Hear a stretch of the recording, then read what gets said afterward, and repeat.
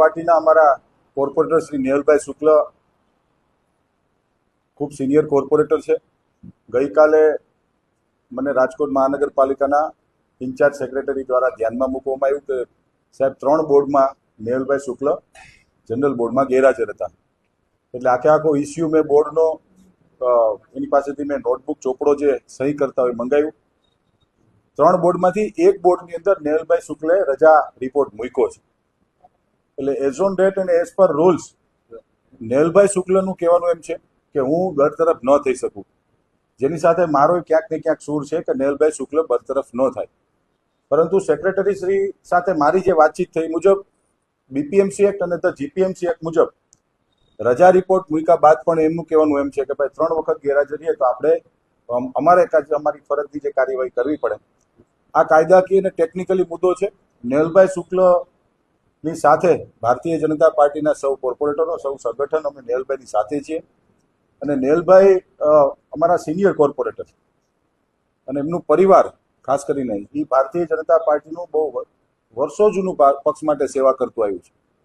પરંતુ આ ટેકનિકલ મુદ્દો છે એટલે હવે હું મહાનગરપાલિકાની કાયદા શાખાની અને સેક્રેટરી બ્રાન્ચને મારી બજેટની બેઠક પૂરી થઈ ગયા બાદ બોલાવવાનો છું અને શું નિર્ણય થાય છે મિત્રો આપ સૌને હું જણાવીશ. પરંતુ આવું ભૂતકાળમાં પણ બન્યું છે. પણ ટેકનિકલી જોવા જઈએ તો એક બેઠકની અંદર નેહલભાઈ શુક્લે રજા રિપોર્ટ મૂક્યો છે. એવું નથી કે 3 બેઠકની અંદર રજા રિપોર્ટ વગર નથી આવ્યા તોય કાયદેસર રીતે બરતરફ થઈ શકે. પરંતુ એક વખત એને રજા રિપોર્ટ મૂક્યો છે અને આવી રીતે ચૂંટાયેલા જનપ્રતિનિધિઓ ઘણી વખત ક્યારેક કોઈ કારણોસર રજા રિપોર્ટ મૂકીને ગેરહાજર રહેતા હોય.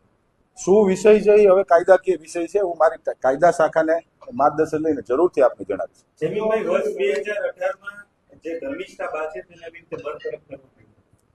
ધર્મિષ્ઠા બાનો જ્યાં સુધી મને નોલેજ છે અને મને જ્યાં સુધી ખ્યાલ છે ત્યાં સુધી એને રજા રિપોર્ટ નહોતો મૂક્યો.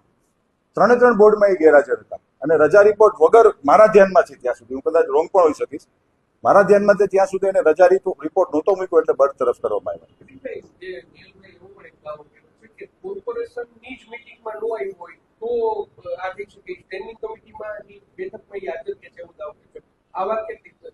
એટલે એને મને પણ કહ્યું છે. ગઈકાલે બજેટની મિટિંગની અંદર અમે મિટિંગ પૂરી થઈ ગયા બાદ બેઠા હતા હું અને નેહલભાઈ શુક્લ, મને પણ કહ્યું છે.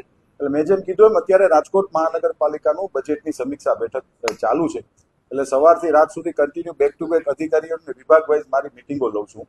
એટલે બજેટ આજે અથવા આવતીકાલે સમીક્ષા બેઠક પૂરી થઈ ગયા બાદ લીગલ અભિપ્રાય અમે માગવાના છીએ.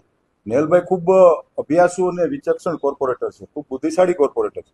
એટલે એમને કીધું હશે તો કંઈક સમજી વિચારીને કીધું હશે એટલે એમને પણ સાંભળવામાં આવશે અને અધિકારીઓ શું કહે છે એમને પણ સાંભળવામાં આવશે. એટલે મેં આપને એ જ કીધું ને, બજેટ બોર્ડ તો હજી વાર છે, પરંતુ એ પહેલા તો કાયદાકીય રીતે અમે લોકો નિષ્ણાંતો. ઈશ્વરની મારા ઉપર કૃપા અને આશીર્વાદ રહ્યા છે કે દરેક સારા કામમાં હું ક્યાંક નિમિત્ત બનતો આવ્યો છું અથવા મને એમાં સહભાગી થવાનું મળ્યું છે.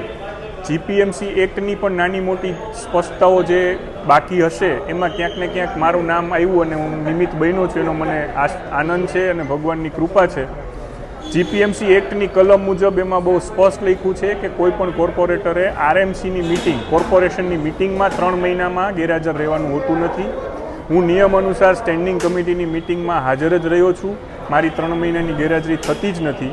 અને ખાસ ઉલ્લેખનીય છે કે જ્યારે હું 20મીએ જનરલ બોર્ડ હતું ને 19મીએ મેં અહીંયા કોર્પોરેશનમાં બધા જ મેયરશ્રીની ચેમ્બરમાં મેયરશ્રી નૈનાબેન, સ્ટેન્ડિંગ કમિટીના ચેરમેન જયમીનભાઈ, રાજકોટ ભાજપના શહેર અધ્યક્ષ શ્રી માધવભાઈ, મનીષભાઈ રાડિયા અને લીલુબેન જાદવ આ બધા અને સેક્રેટરી પોતાની સાથે મિટિંગ કરેલી હતી અને એમાં બહુ સ્વયં સ્પષ્ટ રીતે અભ્યાસ બહાર આવતો હતો કે આરએમસીમાં કોર્પોરેશન મિટિંગ એવું જીપીએમસી એક્ટમાં લખ્યું છે જેમાં સ્ટેન્ડિંગ કમિટીની મિટિંગનો પણ સમાવેશ થાય.